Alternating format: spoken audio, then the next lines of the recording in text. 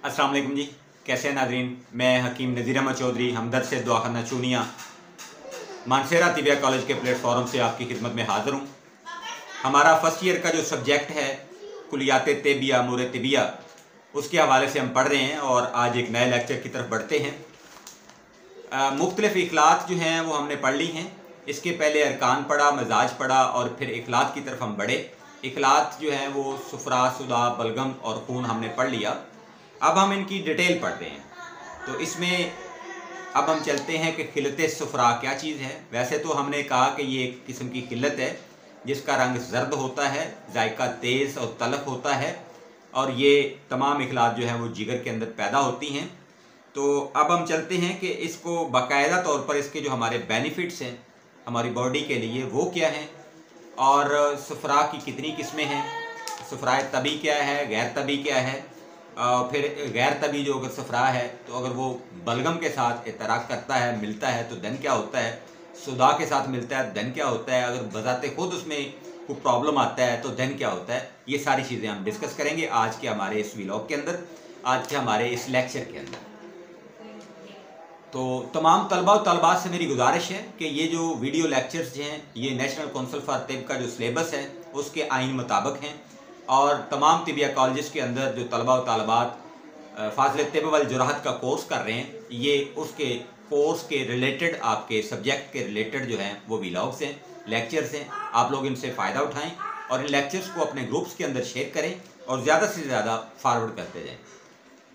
सुफरा का जो फ़ायदा, सबसे बड़ा फ़ायदा है, वैसे तो तमाम इखलात का अपनी अपनी जगह के ऊपर फ़ायदा है क्योंकि अल्लाह ने जो भी निज़ाम बनाया है उस निज़ाम के अंदर उसका जो है वो हमें बेनिफिट है।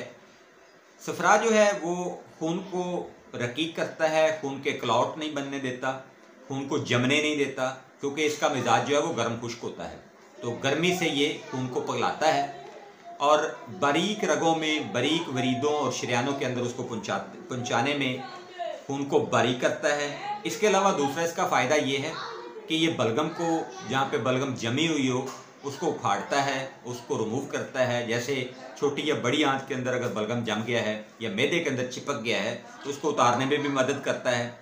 और खून के अंदर अगर सुदा की मकदार बढ़ जाए, यानी सर्दी खुश्की की मकदार बढ़ जाए, जिसकी वजह से शरियानों या वरीदों का जो साइज़ या डाया है वो अगर तंग हो जाए तो उसको खोलने में भी मदद करता है।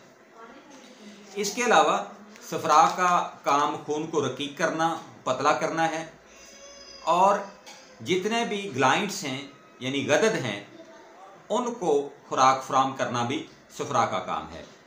इसके अलावा हमारे फेफड़ों के अंदर जो है वो तगज़िया करवाना इसका काम है। आंतों पर गिरने से जो है वो जो लेसदार बलगम है उसको रिमूव करना और भूख लगवाना और उनको धो देना और आपका जो स्टूल है उसको पास करवाने में भी ये मदद करता है। और निज़ाम में सफरा की बहुत बड़ी अहमियत है। वो सफरा ही है जो आंत के अंदर गिरता है, पित्ता की मदद से स्प्रेड होता है और ये पित्ते में स्टोर होता है, यानी गाल ब्लैडर के अंदर स्टोर होता है। इसके अलावा अगर सफरा जो है वो ना होता तो खून जम जाता। ये हमारी बॉडी के लिए उतना ही ज़रूरी है जितना हमारे डाइजेशन सिस्टम में आपका सुदा होना लाजम है, इसके अलावा अल्कलाइन होना लाजम है, उतना ही आपके पास जो है वो तभी सफरा का होना भी लाजम है।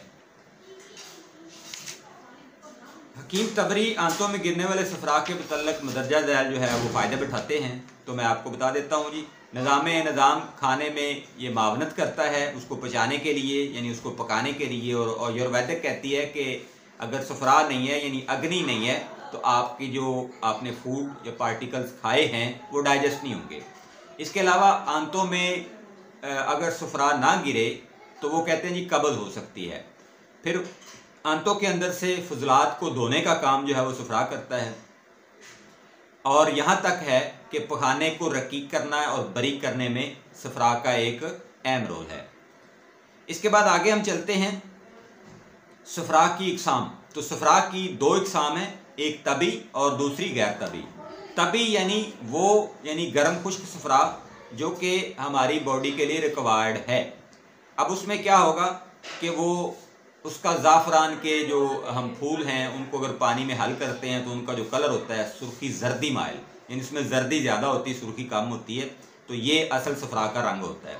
इसके अलावा वो रकीक होता है यानी पतला होता है। इसके अलावा वो तेज़ भी होता है जायके में। तो हम कह सकते हैं कि इसका जो रंग है वो सुर्खी जर्दी माइल होता है।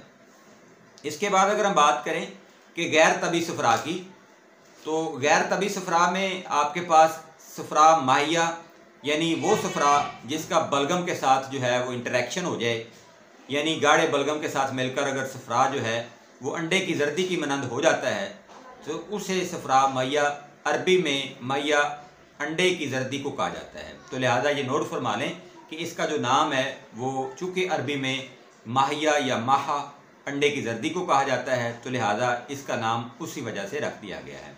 और ये तब होता है जब सफ़रा बलगम के साथ इंटरेक्शन करता है, तब ये सफ़रा माहिया पैदा होता है। इसके अलावा सफ़रा मर्रा यानी जिसको सफ़रा मरारा भी कहते हैं, मरारा पित्ते को कहा जाता है। और अगर ये सफ़रा जो है वो पित्ते के अंदर जो जमा होता है उसमें कुछ फुजलात मज़ीद जमा हो जाएँ और उसकी इस्तिलाह ख़राब हो जाए, उसको सफ़रा की जो तबी हालत है उसको बदल दे, तो वो सफ़रा मिर्रा या मरारा भी हो जाएगा। और इसकी अगली जो तीसरी किस्म है वो सफ़रा मुतहरका है। जब सुदा जो है वो इतराक करता है, सफ़रा के साथ मिल जाता है, तो उसको सफ़रा मुतहरका कहते हैं। अगर सुदा है तो उसका इलाज सफ़रा से ही किया जाता है, लेकिन बाज़ दफ़ा ये होता है कि सफ़रा इतनी क्वांटिटी में बढ़ जाता है कि वो सुदा के ऊपर भी हैवी हो जाता है। और बाज़ दफ़ा ये होता है कि सुदा इतनी क्वांटिटी में बढ़ जाता है वो सफ़रा के ऊपर हैवी हो जाता है, तो फिर उसके लिए इलाज के लिए हम मज़ीद सफ़रा पैदा करते हैं ताकि उस सफ़रा से जान छुड़वाई जा सके। इसके अलावा ये है कि सफ़रा करासी, जब सफ़रा बजाते खुद जल जाता है, बहुत ज़्यादा हिद्दत हो जाती है, बहुत ज़्यादा इतराक हो जाता है, तो फिर उसका रंग जो है वो स्याही मैल हो जाता है और सब्ज़ी माइल भी बाज़ दफ़ा वो हो जाता है। तो इसके इलाज के लिए हमने सफ़रा को खारिज करना होता है। इसके अलावा सफ़रा जंगारी है, इसमें अगर सफ़ेदी आ जाती है बावजह बलगम रतूबत के हल होने की वजह से, तो फिर इसको हम सफ़रा जंगारी कहते हैं। ये ज़्यादा तेज़ गर्म और रद्दी चीज़ों से इस्तेमाल से पैदा होता है। तो ये तो थी जी दूसरी किल्लत, यानी सफ़रा, किल्लत सफ़रा जिसको कहा जाता है। किल्लत सफ़रा तबी हालत में क्या होती है और गैर तबी हालत में क्या होती है, ये मैंने आपके सामने रखा।